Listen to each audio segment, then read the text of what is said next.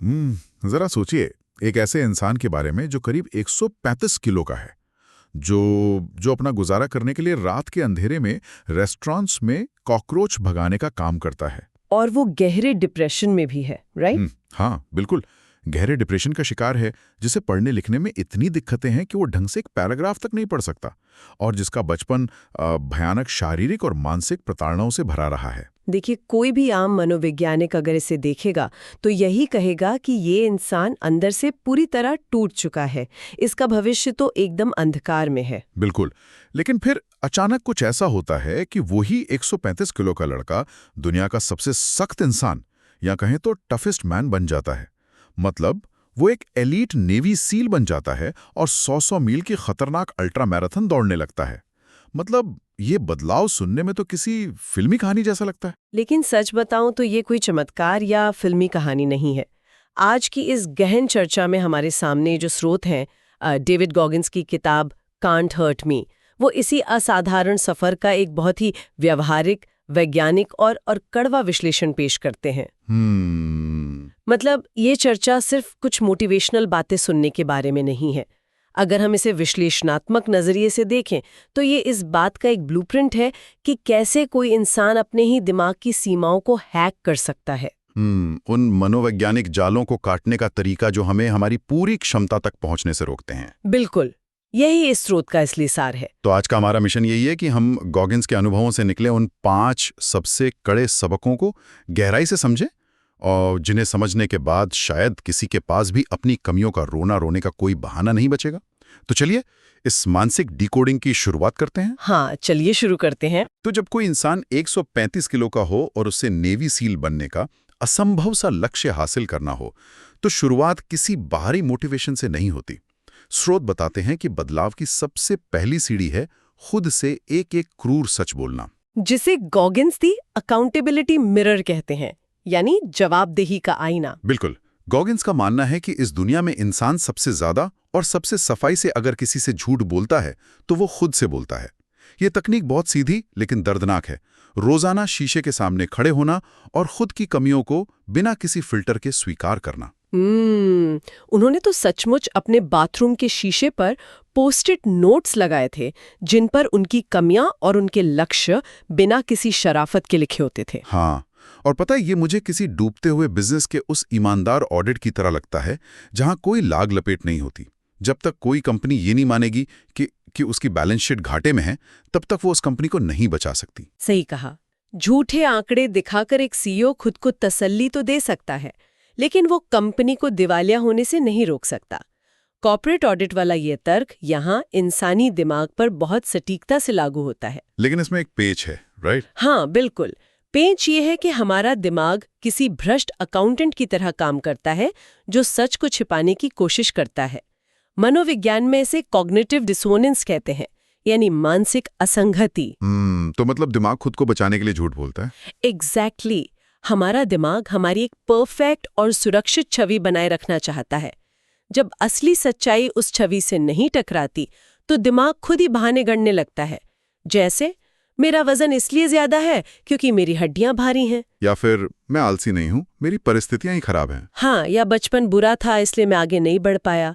खुद को आईने के सामने सच बताना दिमाग के इसी सुरक्षा तंत्र को शॉर्ट सर्किट करने का काम करता है। तो जब गॉगिन्स आईने में देखकर खुद को बताते थे कि मैं मोटा हूं, मैं अनपढ़ हूं और मैं अपनी इस हालत का खुद जिम्मेदार हूं, तो वो असल में क्या कर रहे थे? वो उस ईगो को चकनाचूर कर रहे थे जो उन्हें झूठे भ्रम में रख रहा था। देखिए, जब कोई इंसान अपने सबसे कड़वे सच को अपनी ही आवाज में सुनता है तो वो कॉग्निटिव डिसोनेंस खत्म हो जाता है और वहीं से बदलाव की असली और मजबूत नींव रखी जाती है। वाह, यानी दिमाग खुद को ही धोखा दे रहा होता है ताकि उसे दर्द महसूस ना हो। लेकिन आईने के सामने सच स्वीकार करना तो सिर्फ रेस की शुरुआती लाइन है।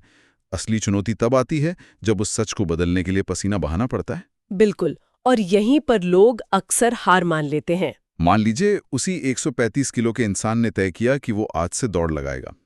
वो मेहनत शुरू करता है और कुछ ही दूर जाने के बाद उसका शरीर और दिमाग पूरी तरह से जवाब देने लगते हैं। और यहीं पर एक बहुत ही मनोवैज्ञानिक भ्रम पैदा होता है, जिसे स्रोतों में 40% का नियम कहा गया है। हाँ, 40% का नियम।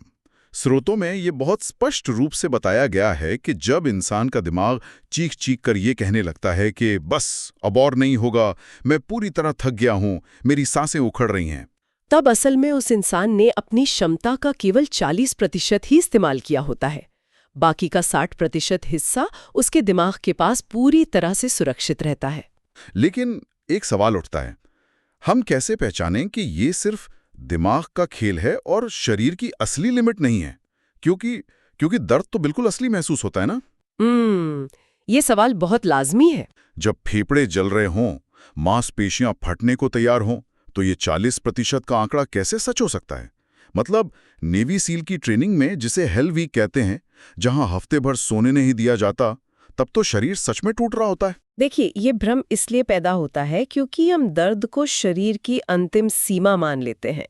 लेकिन अगर इसे इवोल्यूशन यानी क्रमिक विकास के नजरिए से देखें तो हमारा दिमाग एक गवर्नर की तरह काम करता है। गवर्नर जैसे वो भारी ट्रकों में लगा होता है, बिल्कुल वही। जैसे ट्रकों में स्पीड को लिमिट करने के लिए एक मशीन लगी होती है ताकि तेज रफ्तार से इंजन में आग ना लग जाए। हमारे दिमाग का मुख्य काम हमें सफल बनाना या मैराथन जिताना नहीं है। उसका काम है हमें जिंदा रखना। एग्जैक्टली।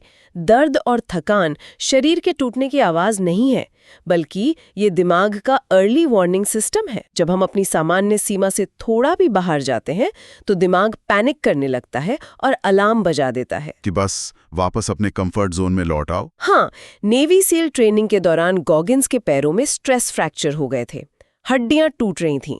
दिमाग पूरी ताकत से सिग्नल भेज रहा था कि रुक जाओ वरना जान चली जाएगी। बाप रे, फिर उन्होंने क्या किया? उन्होंने पैरों पर टेप लपेटा और दौड़ना जारी रखा। ये घटना साबित करती है कि हार मानने का मन करना दरअसल शरीर का अंत नहीं है, बल्कि ये दिमाग का एक सुरक्षा तंत्र है। ये 40% की दीवार एक स्टॉप साइन नहीं है, बल्कि सिर्फ एक चेतावनी है, जिसे पार करके ही बचे हुए 60% रिजर्व तक पहुंचा जा सकता है। ये सच में एक बहुत ही खतरनाक लेकिन गहरा विचार है। बिल्कुल। जो दर्द हम महसूस करते हैं वो शरीर की नहीं बल्कि दिमाग की आवाज है, जो हमें सुरक्षित घेरे में खींच रही है। लेकिन अब यहाँ एक बड़ी व्यावहारिक चुनौती सामने आती है। मान लीजिए किसी इंसान ने ये मान लिया कि उसके पास अभी 60% ऊर्जा बाकी है, शरीर दर्द से करा रहा है, दिमाग रुकने की सिग्नल भेज रहा है, और सब कुछ धुंधला हो रहा है। हाँ, ऐसे में उस बचे हुए 60% तक पहुंचने के लिए ऊर्जा या ईंधन कहाँ से आएगा? क्योंकि उस भयानक दर्द के बीच कोई भी सकारात्मक विचार या बाहरी मोटिवेशन काम नहीं आता। सही कहा। उस स्तर के दर्द में बाहरी मोटिवेशन, जैसे कोई प्रेरणादायक गाना सुनना या किसी और की बातें याद करना, पूरी तरह बेअसर हो जाता है।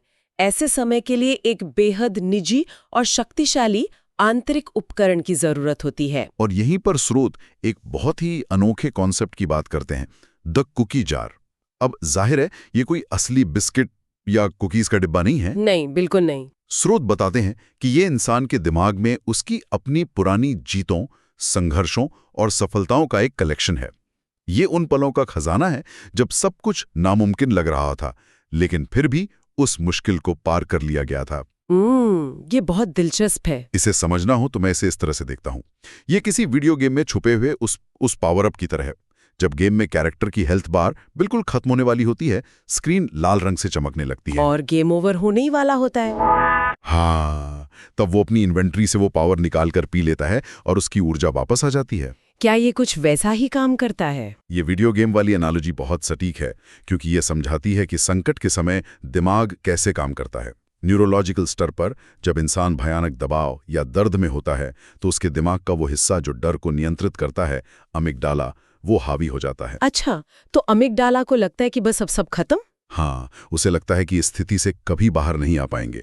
ऐसे में कुकी जार दिमाग के तार्किक हिस्से को शांत करने के लिए सबूत यानी एविडेंस देने का काम करता है। यानी हम अपने ही दिमाग को सबूत दिखा रहे हैं कि देखो हमने पहले भी ऐसा किया है। बिल्कुल। गॉगिन्स की एक बहुत ही मशहूर दौड़ है San Diego one day ultra marathon, जहां 70 मील दौड़ने के बाद उनकी किडनियां फेल होने लगी थीं।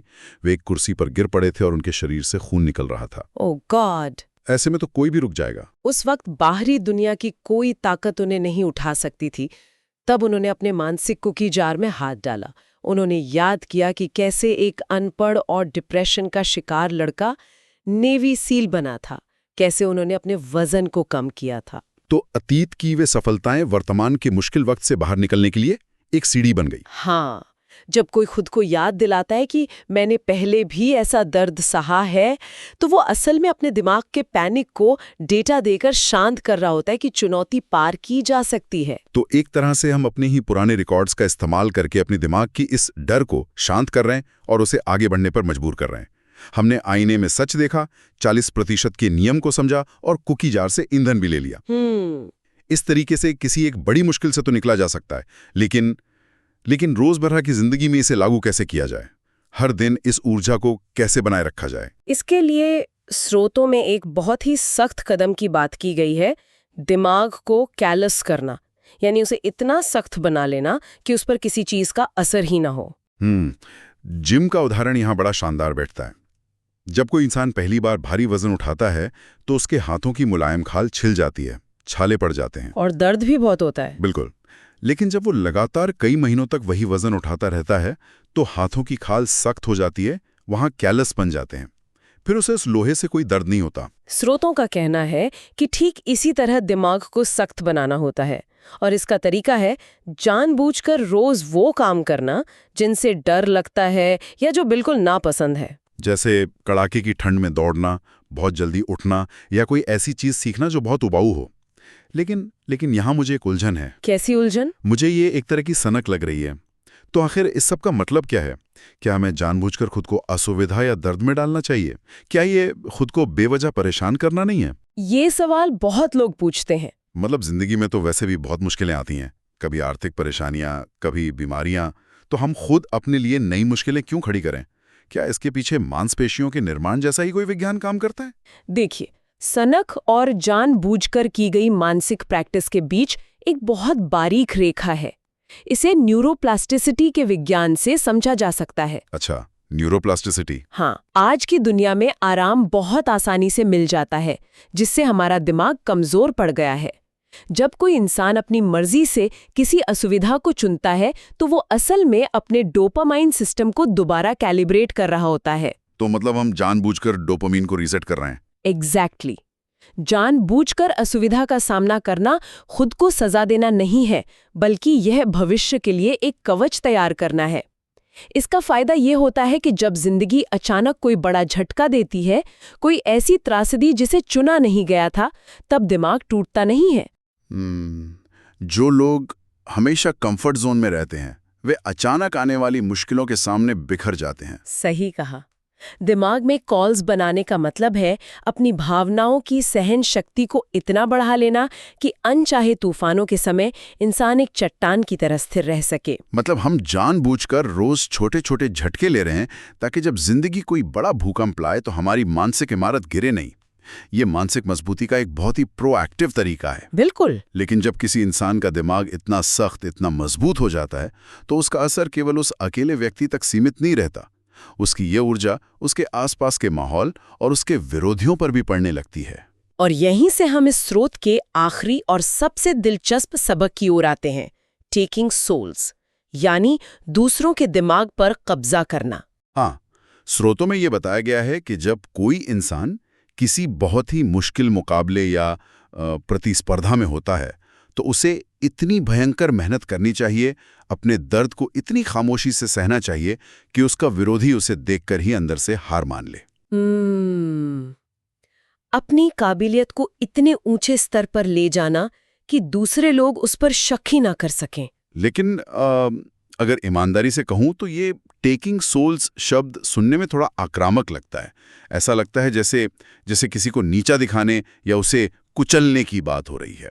क्या ये थोड़ा टॉक्सिक नहीं है? ये एक बहुत स्वाभाविक चिंता है क्योंकि शब्द ही ऐसा है, लेकिन इसका उद्देश्य किसी का अपमान करना या अहंकार दिखाना बिल्कुल नहीं है। इसे मनोवैज्ञानिक युद्ध के एक परिष्कृत रूप की तरह समझें। मनोवैज्ञानिक युद्ध? वो कैसे? नेवी सील ट्रेनिंग के हेल वीक का एक उदाहरण लेते हैं। इंस्ट्रक्टर्स गॉगिन्स और उनकी टीम को पूरी तरह तोड़ने की कोशिश कर रहे थे, उन्हें शारीरिक और मानसिक रूप से प्रताड़ित कर रहे थे। वो तो उनका काम ही है। बिल्कुल। लेकिन उस भयानक दर्द के बीच जहां बाकी लोग रो रहे थे, गॉगिन्स ने मुस्कुराना शुरू कर दिया और ज्यादा तेजी से कसरत करने लगे। अरे बाप रे, दर्द में मुस्कुराना? हाँ, उन्होंने इंस्ट्रक्टर्स को ये दिखा दिया कि वे उन्हें नहीं तोड़ सकते।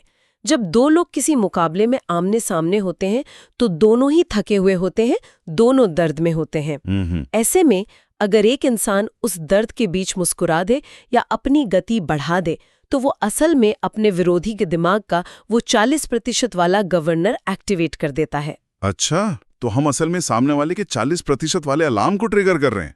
ये तो जीनियस है। बिल्कुल। विरोधी का दिमाग उसे ये विश्वास दिला देता है कि ये इंसान कोई मशीन है, मैं इसे नहीं हरा सकता।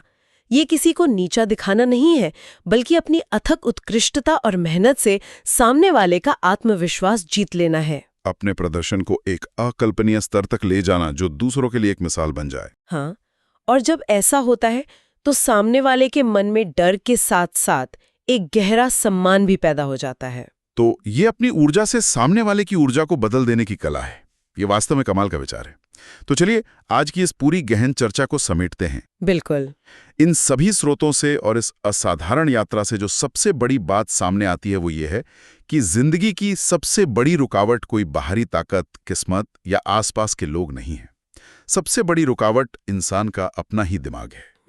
सही कहा। अगर किसी ने अपने दिमाग की इस भूल भुलैया को समझ लिया और उस पर काबू पा लिया तो दुनिया की कोई भी मुश्किल उसे असल मायनों में तोड़ नहीं सकती।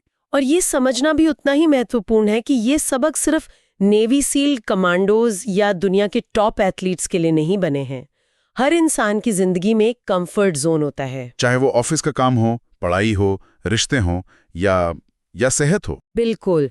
हर दिन बहाने बनते हैं और उसी 40% की सीमा के अंदर इंसान अपनी पूरी जिंदगी गुजार देता है। ये चर्चा उसी सीमा को पहचानने और उसे तोड़ने का एक नक्शा पेश करती है। आज की इस चर्चा के अंत में एक बहुत ही गहरा विचार सामने आता है जो 40% के नियम के बारे में एक नया नजरिया देता है।